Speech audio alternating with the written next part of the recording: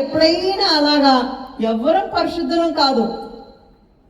దేవుని వాక్యం నీతో మాట్లాడుతుంటుంటే ఎప్పుడైనా నీ బలహీనత తెలుసుకొని ఇది నా బలహీనత నిజమే అని అలాగా ఏడ్చావా ఎప్పుడైనా దేవుడి దగ్గర?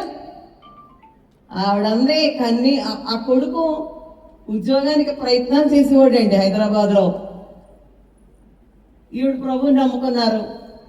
ఆ ఉద్యోగం ఎక్కడా రాక ఒకసారి హైదరాబాద్ నుంచి ఫోన్ చేసి, అమ్మా నాన్నగారు చనిపోయారు, మనం చూస్తే అప్పుల్లో ఉన్నాం, నాకు ఉద్యోగం రావట్లేదు, నేను ఇక్కడే ఎందులో నాకు పడిపోయి చచ్చిపోతాను అని ఫోన్ చేసేటండి ఆవిడికి. నేను అప్పుడు కుసుమాకి కూడా చెప్పాను ఈ మాట. అంటే ఆవిడ లేదురా నా దేవుడు నేను చచ్చిపోయినవాడరా, నువ్వు పడిపోయినా అందులోంచి బయటకు తీసుకొస్తాడు, నీకు ఉద్యోగం ఇస్తాడు, నీకు పెళ్లి చేస్తాడని చెప్పిందట. భయపడకుండాను ఆడెక్కడో ఉన్నాడు, అమ్మో పడిపోతానన్నాడు అని అనలేదు ఆవిడ. సరే ఆడి పరిస్థితి అలా ఉంది, ఈవిడ పరిస్థితి ఇక్కడ ఇలా ఉంది. ఆ తర్వాత ఆవిడ ఏం చెప్పారంటే, ఆడ అత్తగారు ఆ గదిలోంచి పిలిచి, జడయ్యమ్మ కొంచెం ఇంట్లో కుర్రాడు ఉండేవాడు పని చేయడానికి, ఆడే అన్ని చూసుకునేవాడండి. అంటే ఆవిడ తలదవడానికి ఇష్టపడని ఆవిడ 6 మాసాలు ఆవిడకి సకల పరిచర్యలు, ఒక్కొక్క రోజు 6 చీరల్లో ఆవిడకి మరి వాళ్ళు డైపర్స్ అయి వాడేవారు కాదేమో నాకు తెలీదు. ఆ పాపం అన్నీ ఉతికి ఆరేసాను ఆ చీరలు అనేది ఈ చేతిలో యేసుప్రభు చేతులు అయిపోయినాయి విజయమ్మ గారు. అంటే ఆ తలదు అంటే ఆవిడ కాలుది కుళ్ళిపోయింది. ఆవిడ అత్తగారికి వాసన వచ్చేసింది ఆ గదిలోకి వెళ్తే. అలా మారిపోయిందంట జుత్తు దూడడానికి ఇష్టపడిన ఆవిడ. అంటే అంత మార్పు రావడానికి కారణం ఏంటంటే మార్పు కోరుకుంది ఆవిడ, మార్పు ఆశపడింది. కానీ జనాలు మారాలని అనుకోవటం లేదండి. మారాలి, జనాలకి నేను మారాలి, నేను కూడా పరిశుద్ధంగా జీవించాలి. యేసుప్రభు అంటున్నాడు కదా, నేను పరిశుద్ధుడైన ప్రకారం మీరు కూడా పరిశుద్ధులుగా ఉండండి అని ఆయన అన్నాడు. ప్రభువా నాకు పరిశుద్ధమైన జీవితం కావాలి ప్రభువా అని ఎంతమంది దేవుణ్ణి అడిగి ఆ జీవితాన్ని పొందుకున్నారండి, పరిశుద్ధమైన జీవితాన్ని. అంతే ఆవిడ అలా మారగానే ఆవిడ కొడుకుని ఒక ఈస్ట్ గోదావరి జిల్లాకి ఒక అధికారి ఎమ్మెల్యే క్వార్టర్స్లో ఉండేవాడండి హైదరాబాద్లోని. అక్కడ అతని కంట్లో పడ్డాడంటే వీళ్ళ కొడుకు వెళ్ళి, ఈ అబ్బాయి ఎవరైనా ఎంక్వైరీ చేసి నేను ఇంత కట్నం ఇస్తాను, మా అమ్మాయిని పెళ్లి చేసుకుంటే ఉద్యోగం లేదు అడిగి, నాకు మందుల షాప్ ఉంది, హోల్సేల్ షాప్ అనమాట అండి, అది ఇచ్చేస్తాను, ఆ బిజినెస్ చేసుకుంటాడని ఆ అబ్బాయికి వ్యాపారం ఇచ్చేసాడు.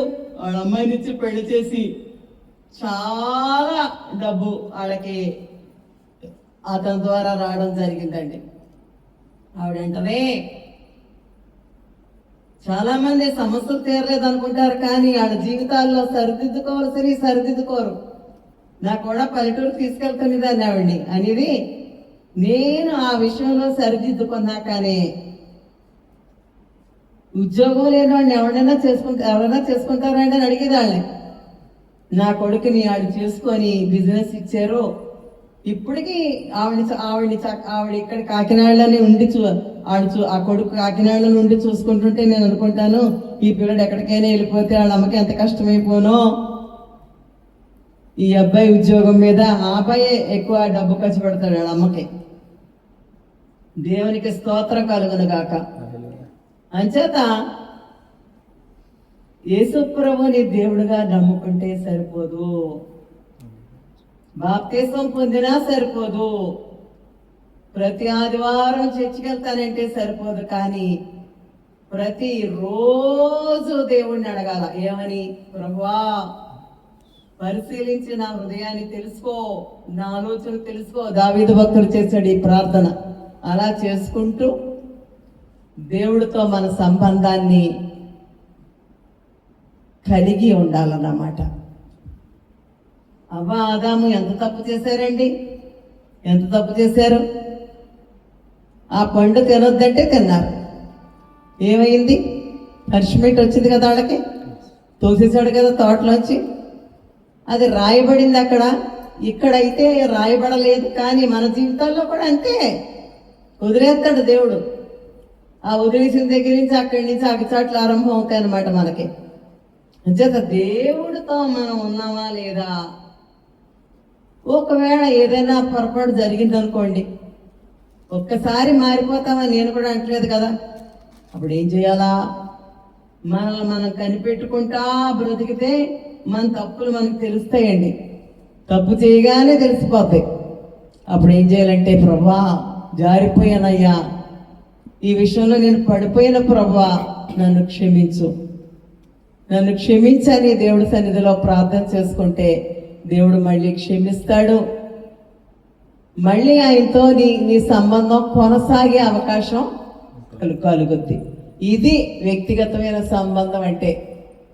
ఇలాంటి వ్యక్తిగతమైనటువంటి సంబంధం కలిగిన బిడ్డల జీవితాల్లో ఏదైనా ఒక సమస్య వస్తే నేను దేవుణ్ణా అని వాళ్ళు బట్టలు చింపుకోనక్కర్లేదండి. ధైర్యంగా జీవించవచ్చు. కొన్ని కోట్లు ఉన్నవాడు కూడా ధైర్యంగా జీవించవచ్చు అని నేను చెప్పలేను. ఎందుకంటే వాళ్ళ జీవితాల్లో కొన్ని సమస్యలు వచ్చినప్పుడు వాళ్ళు ధైర్యంగా జీవించలేకపోయారు. ఎందుకంటే ఆ వచ్చిన సమస్యలు ఈ కోట్లతో పరిష్కారం అయ్యే సమస్యలు కావాయి, అందుకని వాళ్ళు ధైర్యపడలేకపోయారు. కానీ దేవుడితో పరిష్కారం కాంది లేదు ఆయనతోటి. ఆయన అంటాడు, నాకు అసాధ్యమైనది ఏమైనా ఉందా అన్నాడు ఆయన. నేను యెహోవాను, సర్వ శరీరులకి నేను దేవుణ్ణి, నాకు అసాధ్యమైనది ఏమైనా ఉందా? పరిశుద్ధ గ్రంథంలోని సమూయేలు గ్రంథంలో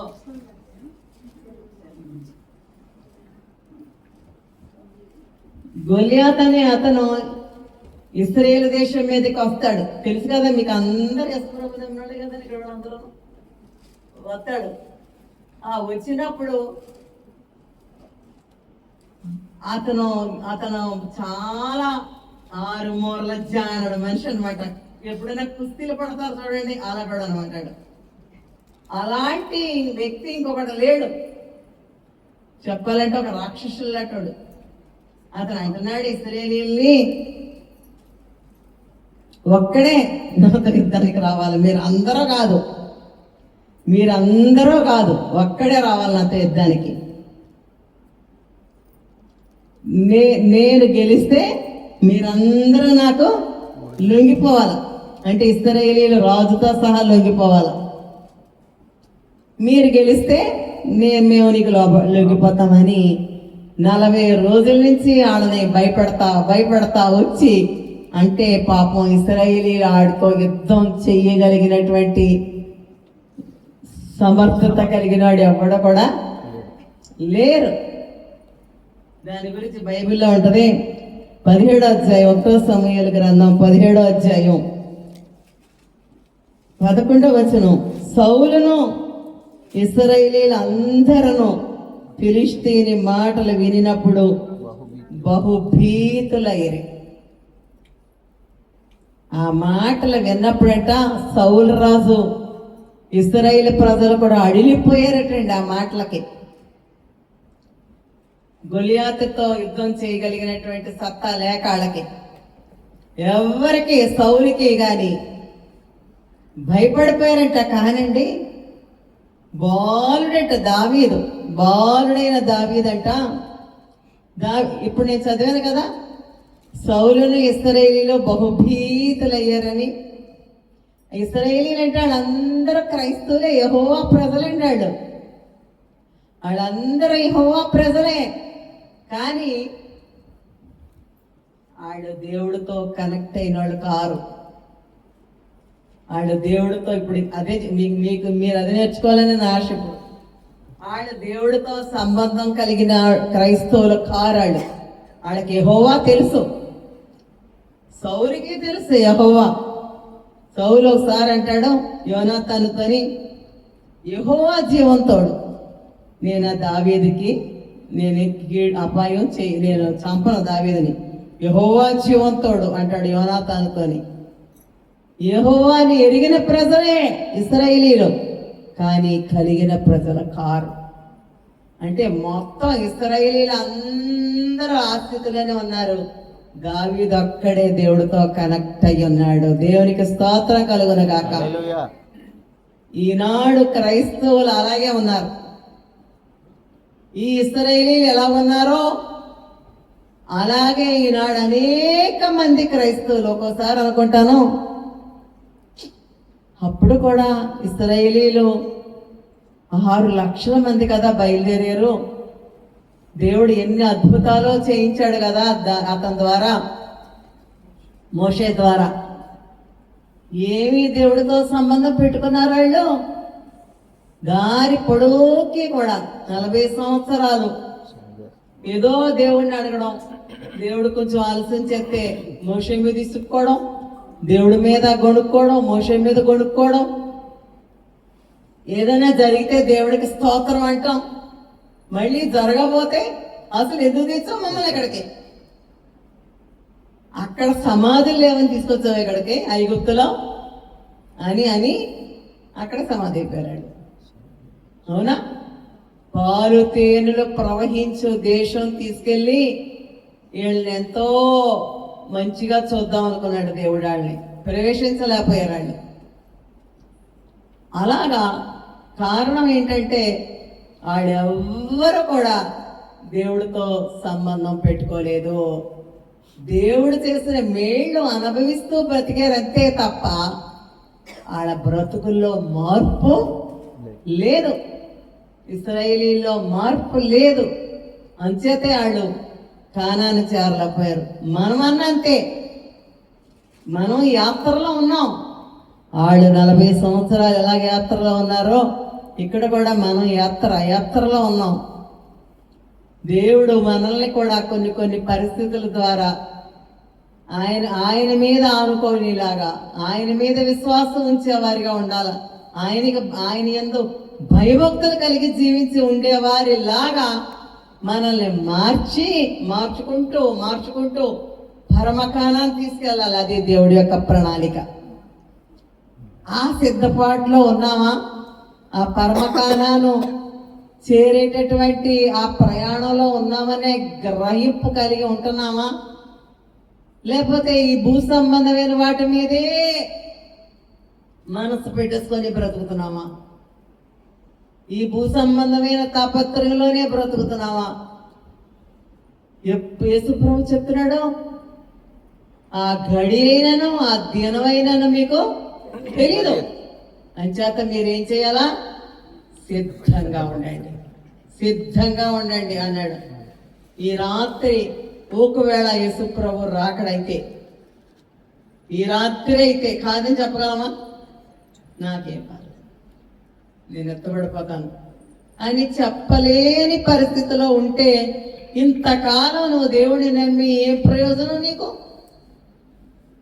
ఆ ధైర్యం ఉందా?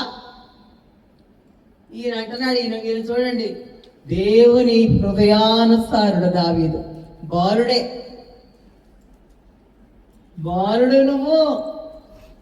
సౌలు అంటాడు, ఆడ మొదటి నుంచి గొలియాతో యుద్ధాభ్యాసం చేస్తున్నాడు, నువ్వు చూస్తే బాలుడివి, ఆడితో నువ్వు పనికిరావంటాడు. ఇతను ఏమన్నాడు వినండి, చదువుతాను. 17వ అధ్యాయంలోనే 32వ వచనం.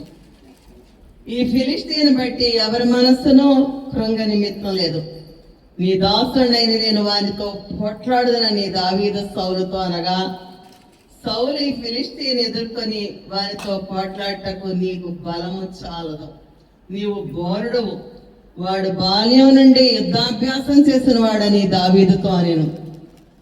అందుకు దావీదు సౌలుతో ఇట్లనెను, నీ దాసుడైన నేను నా తండ్రి యొక్క గొర్రెలను కాయచుండగా సింహమును ఎలుగుబంటి వచ్చి మందలో నుండి ఒక గొర్రె పిల్లని ఎత్తుకొని పోచుండగా నేను దాన్ని తరిమి చంపి వాని నోటి నుండి ఆ గొర్రెను విడిపించితిని. అది నా మీదకి రాగా దాన్ని గడ్డం పట్టుకొని దాన్ని కొట్టి చంపితిని. నీ దాసుడైన నా సింహమును ఎలుగుబంటిని చంపితినే, జీవము గల దేవుని సైన్యమును తిరస్కరించిన ఈ సున్నతలేని ఫిలిస్తీయుడు వాటిలో ఒకదాని వలె అగునని చెప్పెను. అగుననియు సింహం యొక్క బలము నుండి ఎలుగుబంటి యొక్క బలము నుండి నన్ను రక్షించిన యెహోవా ఈ ఫిలిస్తీని చేతుల నుండి కూడా నన్ను విడిపించననియో చెప్పాను. దేవునికి మహిమ కలుగునగాక. అనుభవం ఉంది దావీదుకి, దేవుడితో అనుభవం ఉంది. ఓ పక్కన డిస్కరేజ్ చేస్తున్నాడు సౌలు. ఇతనికి దేవుడితో ఉన్నటువంటి ఆ గొప్ప అనుభవాన్ని బట్టి సౌలు మాటల్ని ఖాతరు చేయలేదండి దావీదు. నేను సింహాన్ని మీదకెళ్ళి చీరిశాను, ఎలుగుబంటిని చీరిశాను నేను. వాటి నుండి నన్ను కాపాడిన యెహోవా, మళ్ళీ తన్నందో వాటి నుండి నన్ను కాపాడిన యెహోవా అంటే దేవుడితో తనకి అటువంటి ఎక్స్పీరియన్స్ ఉందన్నమాట. ఆయన బట్టి అలాగా మాట్లాడుతున్నాడు. ఇశ్రాయేలు దేశపు రాజుకి ఆ ఎక్స్పీరియన్స్ లేక బట్టలు చెప్పేసుకొని నేను దేవుడు తెలీదు. ఆ రాజ్యంలో ఒక ప్రవక్త ఉన్నాడండి. ఇప్పటికీ మా బంధువుల్లో కొంతమంది ఉన్నారు దేవుణ్ణి నమ్ముకునే వాళ్ళు, బాగా స్థితిమంతులు. వాళ్ళు నాకు ఒకసారి గుర్తొచ్చి అనుకుంటాను. కొద్దిమంది ఉన్నారు, ఎక్కువ మంది కాదు. వీళ్ళకి దైవజనులు తెలీదు, దేవుడు తెలియదు. దేవుడు లేడు వీళ్ళకి. చూసావా, వీళ్ళు ఎప్పుడైనా చర్చికి వెళ్తారా? వీళ్ళకి దైవజనులు తెలియదు. ఎందుకంటే ధన విస్తారత అంత పనిచేస్తుంది దేవుడిని.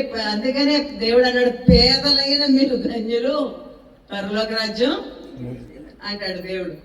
అంచేత అతనికి అంత ధైర్యం అంటే వ్యక్తిగతంగా, మళ్ళీ చెప్తున్నాను, దేవుని హృదయానుసారుడుగా జీవించాడండి. అతని గురించి ఇందులోనే ఒక మాట ఉంటది, ఒక్క విషయంలో తప్పు చేశాడు, ఆ విషయంలో తప్ప, ఉరియా భార్య విషయంలో తప్ప మళ్ళీ ఎప్పుడు దావీదు తప్పు చేయలేదని ఉంటుంది వాక్యాలని. అంచేత అంత ధైర్యంగా మాట్లాడడానికి గల కారణం దేన్ని బట్టి? డబ్బుని బట్ట, బలాన్ని బట్ట? అతను ఒక రాజా? అతని చుట్టూ సైన్యం ఏమైనా ఉన్నారా? బాలుడు దేవునికి స్తోత్రం కలుగునుగాక. కానీ దేవుడు అతనితో ఉన్నాడని అతనికి తెలుసు. దేవుడు అతనితో ఉన్నాడని అతనికి తెలుసు కనుక ఉండబట్టే నేను అనుకుంటాను ఆ గొర్రె మీద ఉన్న ప్రేమతో వెళ్ళిపోయాడంతే. దేవుడు ఉన్నాడో లేడో కూడా ఆలోచించి ఉంటాడని నేను అనుకోవట్లేదండి. ప్రీతితో వెళ్ళిపోయాడంతే ఆ గొర్రెని కాపాడడానికి. అయితే దేవుడు అతనికి తోడుగా ఉన్నందువల్ల కాపాడబడ్డాడు. తర్వాత తెలిసి వెళ్ళాడు, అంటే బాధతో వెళ్ళిపోయాడు అప్పుడు. అంచేత వినండి బాగా, ఈ లోకంలో మనం జీవించినంత కాలం ఏవో రకరకాలైన సమస్యలు తప్పకుండా ఎదుర్కోవాల్సి ఉంటుందండి. అలాంటప్పుడు ఆ సమస్యల్లో నుంచి మనం విజయవంతంగా బయటపడాలి అని అంటే దేవుడు తోడుగా ఉండాలి. ఒక వ్యక్తికి దేవుడు తోడుగా ఉండాలి, దేవుణ్ణి కలిగి ఉండాలి ఒక వ్యక్తి. ఎన్ని సంపాదించుకోవడం నేను తప్పని నన్ను, ఎంత విద్య సంపాదించుకున్నా, ఎంత ఆస్తి సంపాదించుకున్నా, ఎంత పేరు సంపాదించుకున్నా, దేవుడిని సంపాదించుకోకపోతే మాత్రం ఈ లోకంలో ధైర్యంగా బ్రతకలే. ఒక సమస్య వస్తే ఇశ్రాయేలు రాజుకి ఏంటండి సమస్య వచ్చి పడింది అనుకున్నాడా? ఈ రోగాన్ని నువ్వు మాన్పు అని రాసేటండి లెటరు. నీ దేశంలో ఒక ప్రవక్త ఉన్నాడంట, ఈ నయమాన్ని అక్కడ పంపించాను రాయాల. మారిపోయింది అతని దగ్గరికి వెళ్ళేసరికి. దేవునికి స్తోత్రం కలుగునుగాక. దావీదు మాటలు విన్నారు కదా ఎలా మాట్లాడాడో. అలాగే సింహాల గుహలో పడేస్తా ఉంటారు దానియేలుని. ఇట్టి శాసనము సంతకం చేయబడినని దానియేలు తెలుసుకొని మనం ఏం చేస్తాం? ఆ రాజుకి చాలా ఇష్టం నేనంటే అని రాజు దగ్గర పరిగెడతారు. రాజా, నేనేం చేశాను? నీ దగ్గర మంత్రిగా ఉన్నాను, చిన్న మాట చెప్పలేదే, నువ్వు సంతకం చేసే ముందని రాజుని అడగలేదు. నా మాటలు ఎంతమందికి లోతుగా అర్థమవుతున్నాయో లేదో నాకు తెలియదు. అలాగా ఇతని మీద నేరం మోపి ఈయన్ని చంపాలని చూసినోడి దగ్గరికి వెళ్ళి నేనేం చేశాను రా మిమ్మల్ని, నాకెంత కీడు తలపెట్టారు, నాన్న అడగలేదు. యథావిధిగా వాక్యం ఉండదే, నేను అవన్నీ చూపించను ఇక మీకు. యథావిధిగా ఎప్పుడు ఎలా ప్రార్థన చేసుకునేవాడో, యెరూషలేము తట్టంట కిటికీలు తెరవబడి ఉంటే అటు తిరిగి ప్రార్థన చేసేవాడంట. పోని వద్దులే వేసేద్దాం, వేసేస్తే పోయిందండి కిటికీ తలుపులో, మనసులో చేసుకుందాం పోని ప్రార్థన అని కూడా అనుకోలేదు దానియేలు. కిటికీ తలుపులు వేద్దాం అనుకోలేదు, మనసులో ప్రార్థన చేసుకుందామని అనుకోలేదు. ఎప్పట్లాగే చేశాడు. బాగా వినండి, ఎవరైతే దానియేలు గురించి బైబిల్లో ఉంటది, అతని శత్రువులు అతనిలో ఏదైనా ఒక తప్పు లోపం కనుక్కోవాలని ట్రై చేస్తే శత్రువులకు కూడా ఎక్కడా ఒక లోపం దొరకలేదాడు దానియేలులో. తప్పైనను లోపమైనను కనుక్కోలేకపోయారంట. అలాగా జీవించాడు దానియేలు. అందువల్ల ఆ శాసనానికి భయపడలేదు దానియేలు, లెక్క చేయలేదు. అంచేత దేవుని బిడ్డలమైనటువంటి మనం మన జీవితాల్లో మనం ఎలా బ్రతకాలంటే, నేను దేవునికి ఇష్టంగా బ్రతకాల, నేను దేవునికి ఇష్టంగా బ్రతకాల. ఇశ్రాయేలీయుల గురించి ఉంటుంది, వారిలో అనేకులు ఆయనకి ప్రీతికరంగా జీవించలేకపోయారని ఉంటుంది. నేను దేవునికి ఇష్టంగా జీవించాలి. నువ్వు ప్రార్థన చేసేవా లేదా, బైబిల్ చదివేసేవా లేదా, ఈ సంవత్సరం పూర్తి చేసేసేవా లేదా, ఇవన్నీ భక్తిలో భాగాలంతే. కానీ చాలా చాలా ఇంపార్టెంట్ అయిన విషయం ఇదిగో, దేవుడితో రిలేషన్ కలిగి ఉండడం చాలా ఇంపార్టెంట్ అయిన విషయం. దేవునితో సంబంధం కలిగి ఉండడం చాలా ఇంపార్టెంట్ అయిన విషయం. అటువంటి సంబంధాన్ని మనం ఏర్పరచుకున్నప్పుడు ఎలా ఉంటుందంటే, మనం దీవించబడ్డమే కదండి, ఇతరులకు కూడా ఆశీర్వాదకరంగా జీవిస్తాం మనం. ఇతరులకు కూడా నేను ఇలా గబగబా ఇక చూపించను. ఒకసారి నెబుకద్నెజరు రాజుకి ఒక కళ వస్తుంది. ఆ కళ రాజుకి వచ్చే కళ మర్చిపోయి ఆ రాజ్యంలో ఉన్నటువంటి జ్ఞానులందరినీ పిలిచి, గారడీ వాళ్ళని, మాంత్రికుల్ని, వీళ్ళందరినీ పిలిచి నేను కళ కన్నాను, ఆ కళ చెప్పండి, కళ భావం చెప్పండి అంటాడు. వాళ్ళు అంటారు, రాజా నువ్వు అడిగింది చాలా అసాధారణమైంది అడుగుతున్నావు, ఇది మనుషులు చెప్పలేరు, దేవుడు తప్ప, దేవుళ్ళు మనుషుల మధ్య ఉండరు కదా. దేవునికి మహిమ కలుగును గాక. రాజుకి కోపం వచ్చి అంటాడు, మొత్తం గారడీ విద్య గల వారిని, మాంత్రికుల్ని, ఇంక ఈ జ్ఞానుల్ని అందరినీ వేసేయమంటాడు రాజు, అందరినీ వేసేయమంటాడు. దేవుడితో సంబంధం కలిగిన వ్యక్తి అక్కడ ఉన్నాడు ఒక ఆయన, దానియేలు. ఒక మనిషితో మనం ఫోన్ చేసి కనుక్కుంటానంటాం చూసారా, ఫోన్ చేసి కనుక్కుంటామంటాం, అలా చెప్పాడు. అలా చెప్తాడు. ఇంకా పోనీ దేవుడి దగ్గర నుంచి తెలుసుకున్నాక వెళ్ళి నేను తెలుసుకున్నాను ఈ విషయాన్ని చెప్తానని కూడా కాదు, చంపేస్తాడు చెప్పలేకపోతే రాజు దగ్గర ఈ మాట చెప్పాక.